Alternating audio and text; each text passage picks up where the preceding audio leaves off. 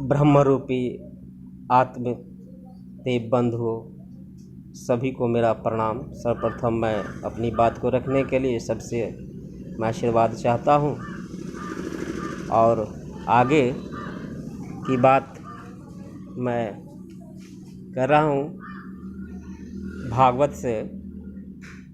भागवत की चर्चा करने से पहले ये कह दूँ कि भागवत जो शुरू हुआ, अब यहाँ से स्टार्ट करते हैं। थोड़ा सा इसका कहानी ले लेते हैं, इतिहास। राजा परीक्षित से। राजा परीक्षित जब शमीक ऋषि के गले में सर्प डाल दिया, शमीक ऋषि के पुत्र श्रृंगी ऋषि जो थे, वो बाल्यावस्था में ही वो संध्या वंदन करने के लिए वो जल में स्नान कर रहे थे। उसी समय अन्य ऋषि पुत्र ने जाकर के कहा उनसे कि आपके पिता के गले में न सर्प डाल दिया है राजा परीक्षित।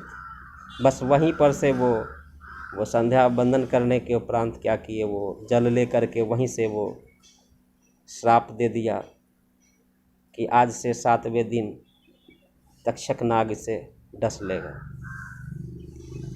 तो एक इतिहास में हमारे ऋषि परंपरा में थी संध्या वंदन।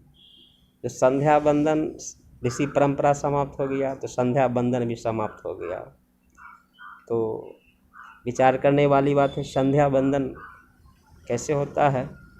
तो सभी जानते हैं कि संध्या वंदन गायत्री मंत्र से ही होता है। अच्छा, आगे की बात हम करें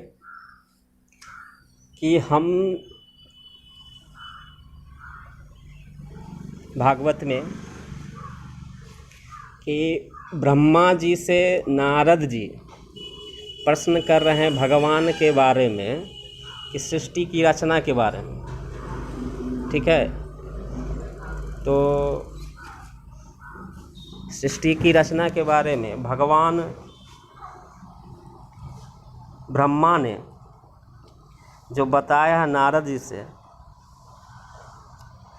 कि मायापति भगवान ने एक से बहुत होने की इच्छा होने पर अपनी माया से अपने स्वरूप में स्वयं प्राप्त काल कर्म और स्वभाव को स्वीकार कर लिया। भगवान की शक्ति से ही काल ने तीनों गुणों में क्षोभ उत्पन्न कर दिया। अब यहाँ पर काल कर्म स्वभाव, ये भगवान जो थे शक्ति रूप जो थे, उसमें अपने खुद ही वो क्या किए, उसमें काल कर्म स्वभाव में पहले मतलब प्राप्त हुए और फिर खुद से वो उसमें क्षोभ उत्पन्न कर दिए काल कर्म स्वभाव में।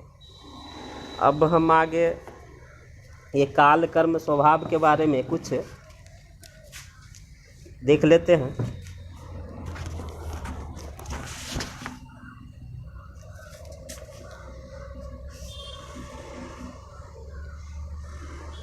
काल ने, अब काल कर्म स्वभाव ये 3 चीज़ है।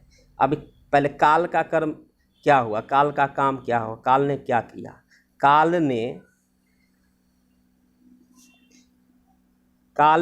काल कर्म स्वभाव तीनों में क्षोभ उत्पन्न कर दिया। ठीक है, तो ये काल का काम समाप्त हुआ। काल क्या किया, एक क्षोभ उत्पन्न कैसे हुआ, काल ने ही किया था, है ना। काल का काम खत्म हो गया, इसको गौर से समझिए। उसके बाद आता है दूसरा नंबर स्वभाव का, काल कर्म स्वभाव में। ठीक है, तो स्वभाव क्या किया, स्वभाव उन्हें रूपांतरित कर दिया। मतलब स्वभाव का काम क्या है, चेंजिंग लाना। ठीक है, अच्छा, ये काल का कर्म, काल जो क्या कर दिया, क्षोभ उत्पन्न कर दिया, इसका काम हो गया। उसके बाद स्वभाव का काम आया, स्वभाव क्या किया, इसको चेंज, रूपांतर, रूप बदल दिया। ठीक है, तो क्या हुआ, बदल दिया। तो अब आता है तीसरा नंबर कर्म, काल कर्म, है ना। स्वभाव बोले थे तो स्वभाव का भी काम हो गया, काल का भी काम हो गया। अब आया कर्म का काम। कर्म ने महत्व को जन्म दिया। महत्व से रजोगुण और सतोगुण की वृद्धि होने पर महत्व का जो विकार हुआ उससे ज्ञान क्रिया तम प्रधान विकार हुआ। ये सब विकार शुरू हो गया। विकार हुआ, अहंकार का रूप लिया, विकार से ही आकाश की उत्पत्ति हुई। अब विकार है ना, यहाँ से ज्ञान हुआ, अहंकार हुआ, फिर विकार हुआ, विकार से क्या हुआ, आकाश की उत्पत्ति हुई। आकाश से ही शब्द की, अब यहाँ समझिए, आकाश से ही शब्द की, आकाश के विकार से वायु की उत्पत्ति हुई। अब यहाँ पर शब्द और वायु ये दोनों, इसमें यहाँ जो विकार हुआ तो वायु की उत्पत्ति हुई, शब्द आया। फिर अब यहाँ पर देखिए सब में क्या हुआ, स्वभाव जो अपना काम कर रहा है, स्वभाव चेंजिंग करते जा रहा है। काल कर्म और स्वभाव से वायु में विकार हुआ। अब वायु में जो विकार हुआ, वायु से जल की उत्पत्ति हुई। अब जल से पृथ्वी की उत्पत्ति हुई, जल से अग्नि की भी उत्पत्ति हुई। ये फिर आगे विस्तार से ब्रह्मा जी बताए हैं भगवान के बारे में, दुनिया की सृष्टि के बारे में। तो हम ये बात कर रहे थे गायत्री मंत्र के बारे में कि संध्या वंदन, ये ऋषि परंपरा जो है हमारा समाप्त हुआ, संध्या वंदन सबका समाप्त हुआ। तो ये सब क्या है, आप गीता सुनेंगे तो भगवान कृष्ण बोले हैं कि छंदों में मैं गायत्री हूँ। इस छंद का अर्थ क्या होता है, छंद अर्थात श्लोक, सेंटेंस, वाक्य, यही ना। तो ये कैसे होता है,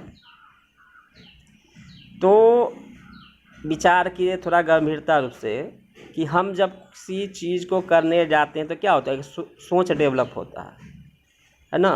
सोच जब डेवलप होता है तो क्या शब्द का रूप धारण कर लेता है, उसी शब्द का रूप धारण कर लेता है। वो शब्द क्या है, वो क्या होता है, क्या उत्पन्न होता है, गायत्री छंद उत्पन्न होता है। अब देखिए, इसीलिए गायत्री की व्याख्या सब जगह की गई है। अब यहाँ देखिए, ये तो भागवत है अभी हमारे पास, और ये ऋग्वेद है, ऋग्वेद है भाग एक है, और भी है, सारा भाग है हमारे पास। इसमें दिखावेंगे तो इसमें यहाँ देखिए, गौर से देखिए, छंद गायत्री, छंद गायत्री मतलब आगे पृष्ठों में भी आप देखिएगा तो आपको मिलेगा छंद गायत्री। तो ये वेद की बात बोले, इससे पहले गीता में आप सुने होइएगा, छंदों में मैं गायत्री हूँ, तो वेद में भी गायत्री आया। तो गायत्री हर जगह है। तो अब हम ये कहने का मतलब है कि शब्द ही गायत्री होता है। तो सेंटेंस आप देखिए, राम, कृष्ण, राधा, काली, दुर्गा, सीता, अन्य माताओं का नाम जो, आदि शक्तियों का नाम जो है, ये राम शब्द जो है अपने आप में एक सेंटेंस है, एक वाक्य, परिपूर्ण वाक्य है। इस परिपूर्ण वाक्य कैसे है, ये वही समझ सकता है जो साधना करेगा, साधना करेगा, तप करेगा, है ना, अध्यात्म में रुचि लेगा, उसी को ये समझ में आएगा। सबको समझ में नहीं आएगा कि राम शब्द ही कैसे वाक्य है। तो ये राम शब्द जो है असल में वो गायत्री है, सीता शब्द ही गायत्री है, शिव ही शब्द ही गायत्री है। तो इसलिए एक गायत्री मंत्र जो है साधना, मतलब ये संध्या वंदन तीनों समय किया जाता है, जो हमारी परंपरा छूट गई।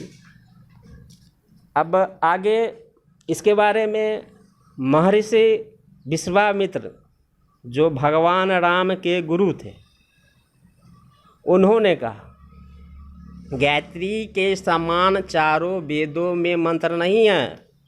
नारद जी ने कहा गायत्री भक्ति का ही स्वरूप है। जहाँ भक्ति रूपी गायत्री है वहाँ श्री नारायण का निवास होने में कोई संदेह नहीं है। ठीक है।